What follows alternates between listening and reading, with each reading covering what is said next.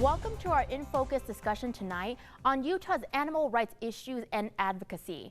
Joining us for a live panel discussion tonight is Rachel Heatley, Advocacy and Investigations Director for the Humane Society of Utah, Callista Pearson, Communications Manager for Salt Lake County Animal Services, and via Zoom, Jeremy Beckham, Executive Director for the Utah Animal Rights Coalition. Thank you all for being here tonight. We appreciate your time. Thank you. Thank you for having me. This first question is for you, Callista. How does Utah rank nationally when it comes to animal advocacy laws? Utah ranks very bad. We're in the top 10 of the worst states in the country for our animal advocacy laws. Right now, it's a Class C misdemeanor for criminal negligence, and there's the third-degree felony if a person is knowingly torturing an animal, and with that is usually a 0 to 5 years, and oftentimes people will face 0 years in jail and pay no penalties. And that's concerning because sometimes, as experts have told us, is that those that inflict pain onto animals, sometimes that can be a precursor to other things. Rachel, I want you to chime in on this. This is something that you've studied for a while. Anything you want to add on how Utah ranks nationally when it comes to these laws? Yeah, so we always rank in the bottom 5 to 10. On years that we're lucky, like this year, we rank in the top 10, and the bottom 10. But yeah, I think that the issue isn't necessarily that we need stricter laws. I think the issue is that we need these laws enforced, and we need it standardized throughout the state. One issue that we keep running into over and over again is funding for prosecutors and their willingness to actually go forward with these cases. So they need the funding for animal services to do these investigations, and then prosecutors need to think that it's worth their time to actually prosecute the cases. So in my opinion, it's not the laws that are lacking, it's actually enforcement. Now, Rachel, this was a quieter year on Utah's Capitol Hill for animal advocacy bills. Not as many that we could see compared to years past. Why was that? Was there an impact from COVID-19 and the nationwide civil unrest? So I think that COVID, kind of threw us all for a loop. But certainly, I think that the main issue with COVID-19 is that the nonprofits that normally bring forward these types of laws and these types of bills, we were all busy just kind of trying to get by during COVID, just like everyone else. We were impacted by the economic downturn caused by COVID. So we had to really focus on caring for ourselves and caring for our organization. And so a lot of us got a late start. But I don't think that COVID had a huge impact. We still had a ton of bills up at the Capitol. Not necessarily our organization, but all of the organizations in Utah. So I think we had a good showing, especially considering it's a global pandemic. I think so too, and we'll talk about some of those bills in just a second. Jeremy, I'd like to turn to you. One of your organization's efforts this past year was urging the governor to shut down mink farms because of the danger it posed with transmission of COVID-19. For those that don't know about this issue, tell us more about this. Did you ever receive a response from state officials about this? To date, we haven't received any response. We've reached out to both Dr. Angela Dunn and to the governor's staff to try to get some response on this. And I think it's rather striking to see how the United States has completely failed to respond to this crisis in comparison with Europe. Throughout Europe, Denmark, the Netherlands, all these nations that had huge mink farming industries, they shut down their mink farms because they recognize that there's a really significant threat here. Mink are the only animal species that we have identified that are capable of what's called bidirectional zoonotic transmission of the virus that causes COVID. That means that employees on these farms can give the mink COVID, and the mink can actually transmit that virus back to humans.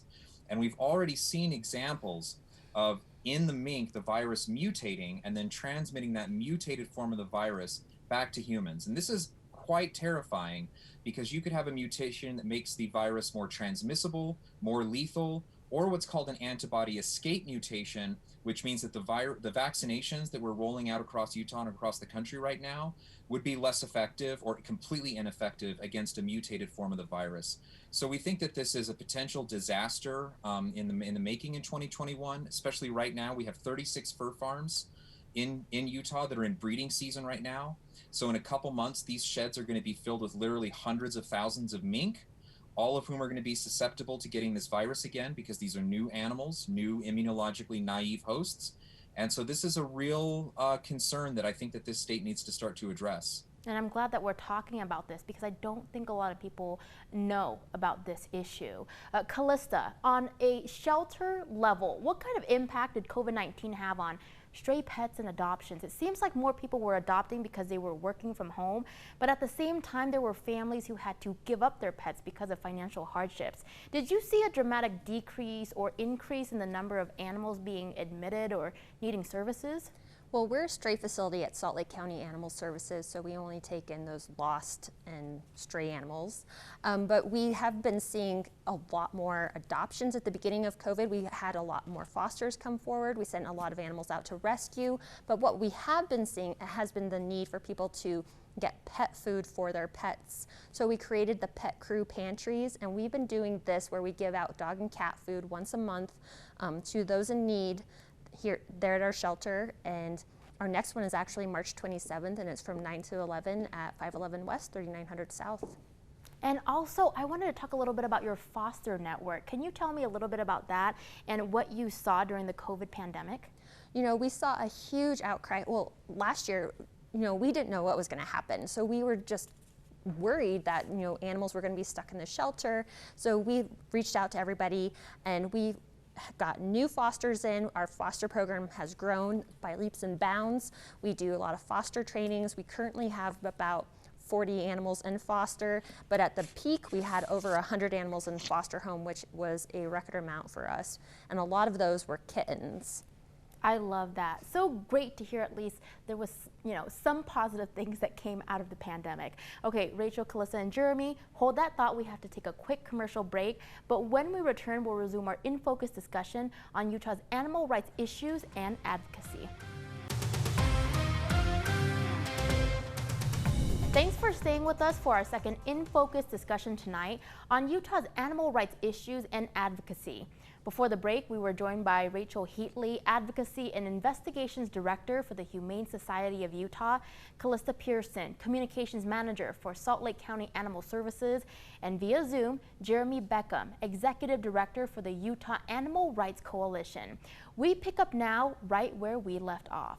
Rachel, we'll turn to you first. Let's talk about one of this session's animal rights bill. It was HB 386. Now this one surprisingly did not pass. What kind of concerns were you seeing with Utahns transporting dogs in their trucks, and how does this bill address that issue? So this was actually a response to our supporters after we shared a video that was shared with us of a dog desperately trying to balance on the back of a flatbed truck on I-15. The truck, if I remember correctly, was going about 80 miles an hour. Our supporters demanded change. We were ready to lead the charge and try and do a bill to prohibit this activity on high-speed roads. It didn't go so well this year. It didn't make it out of the Rules Committee, but we are coming back next year, and we're going to do it again. I don't know if you are aware of this, but dogs in the back of trucks, unsecured, are a concern both of public safety and animal welfare. Not only can they fall and hurt themselves, they can become a road hazard. They can also become a high-speed projectile that can actually kill someone on the road. So technically this is already illegal under Utah law, right? You have to have any sort of cargo tied down. But a lot of animal services jurisdictions run into the problem of, okay, but is a dog cargo? So we just wanted to clear that up and say, yes, this is absolutely not supposed to happen because it's dangerous. But hopefully we'll be more successful next year. It makes me so nervous every time I see a dog in someone's truck bed. I mean, I have a dog myself. I'm a dog mother, and I just can't imagine my dog having to balance on the back of a truck. And so, you know, this is just something that I hope to see return next session. I know that you said that you will be back next session to push this bill, and so hopefully we'll get it passed. Now, Rachel, one of the bills that also ran out of time this past session was SB 237, which would have ended gas chamber euthanasia. Now, for those who may not know, why is this an inhumane practice, and how many states still practice this method? In terms of how it's inhumane, I will definitely defer to Jeremy. He is the expert. But in terms of how many states still do this, there's only like 3 of us, right? And again, this goes back to the fact that we don't have standardization of shelter practices in this state. It's a serious problem. Even when it comes to something as uncomfortable as euthanasia, if we had some sort of structure to how all animal services jurisdictions work and not just relying on local rules, we could standardize what type of euthanasia is acceptable, along with a lot of facility standards to make sure that, you know, these areas that don't have a budget, there are literally areas of this state with animal services that have a $0 budget.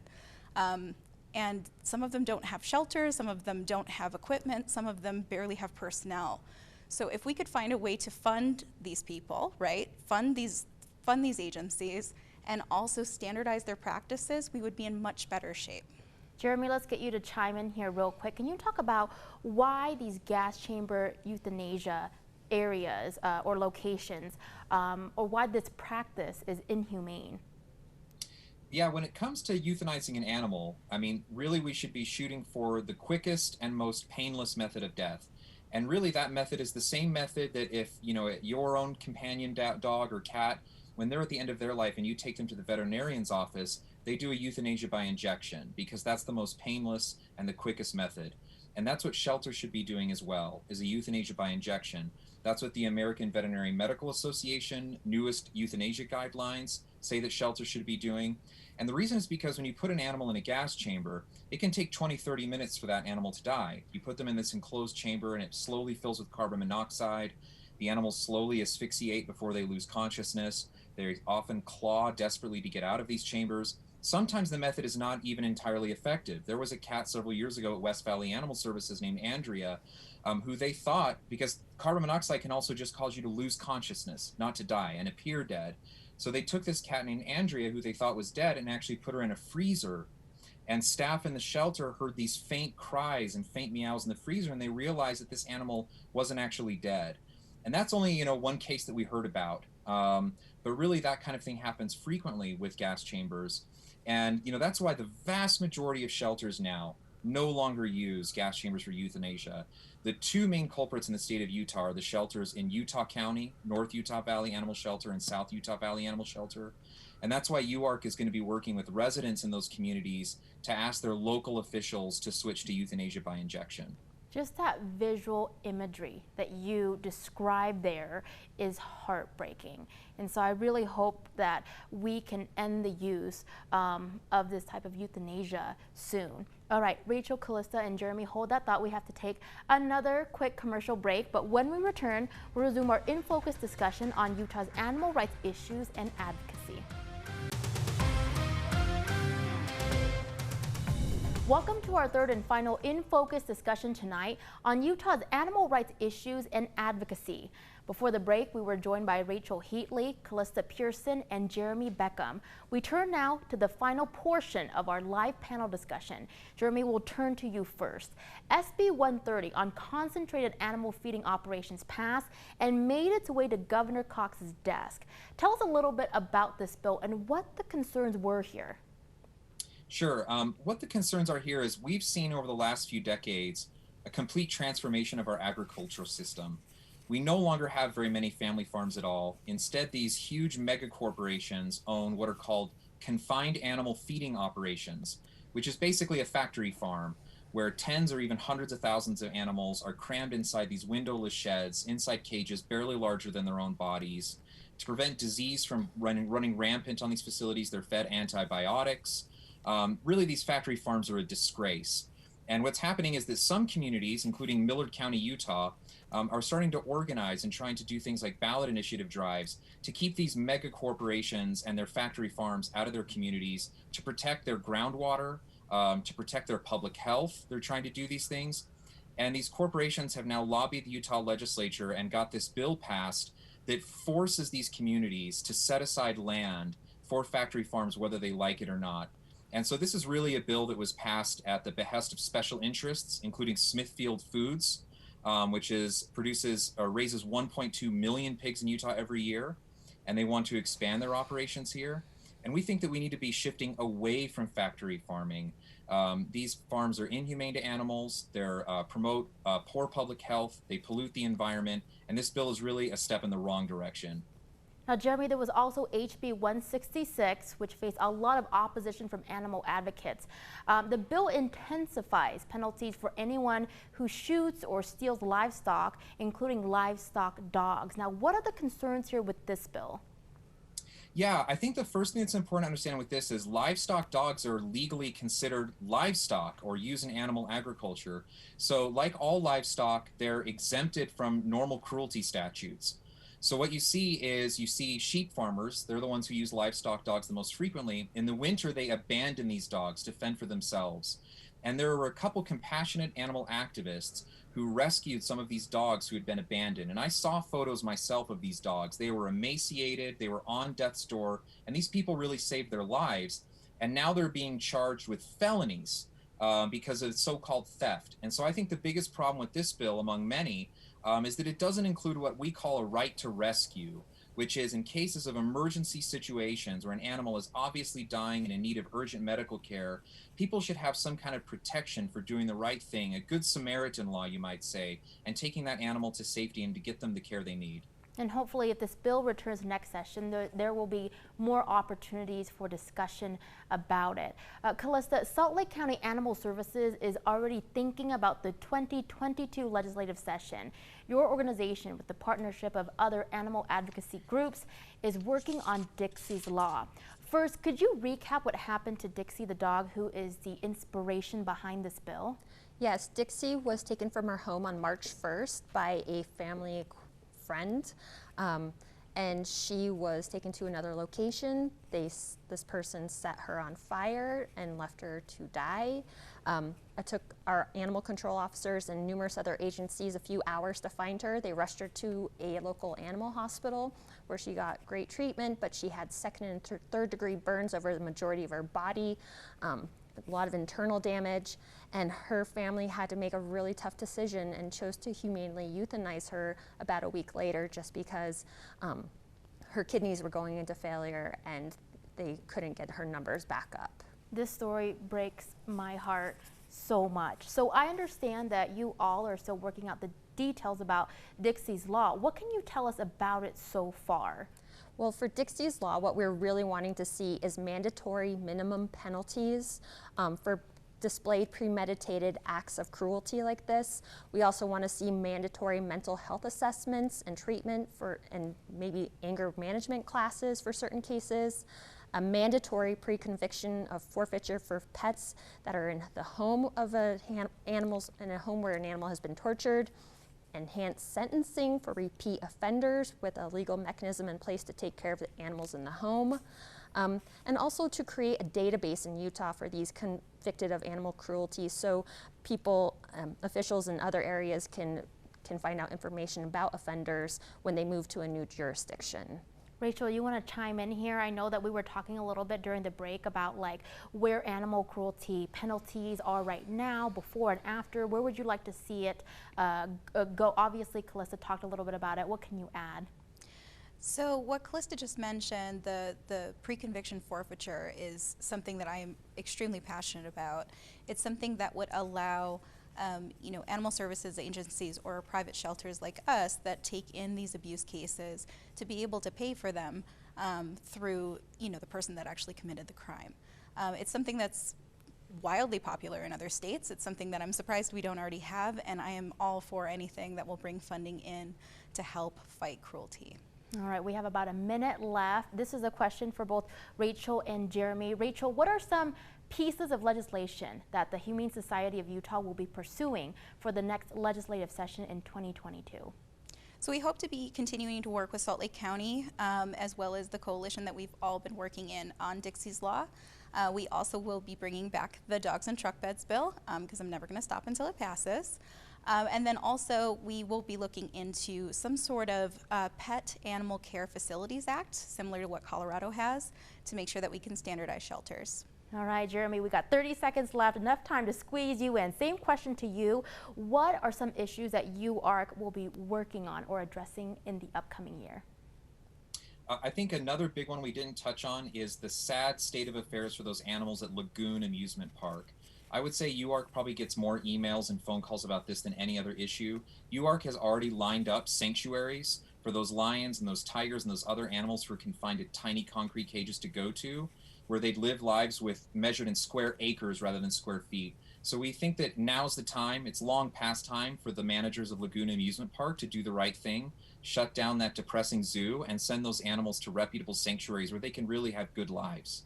Definitely more to discuss here. All right, you've been hearing from Rachel Heatley, Advocacy and Investigations Director for the Humane Society of Utah, Callista Pearson, Communications Manager for the Salt Lake County Animal Services, and via Zoom, Jeremy Beckham, Executive Director for the Utah Animal Rights Coalition. Thank you all for joining us tonight to share information on the work that you've been doing. We appreciate all of your time. Thank you. Thank you so much.